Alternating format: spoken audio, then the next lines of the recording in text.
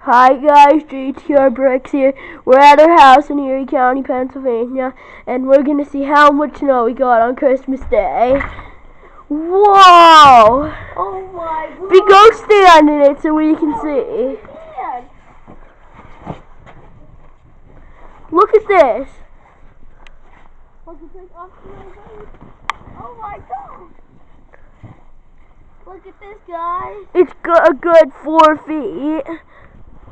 Cause I'm not even close. And to look the over ground. there. It's right up to that window, and that window's at the same height as that window, and the ground's there. So here, if you go into our garage, that's how high that window is off the ground. And then we got the snow almost up to that window. So and look, these holes are getting so deep to walk through. Oh my gosh. I'm like almost stuck. Look, it's literally up to past my waist. Here, I'll try to keep walking, but I don't know if I can. I think that'll have to do for this video. Thanks for watching and please subscribe. Bye.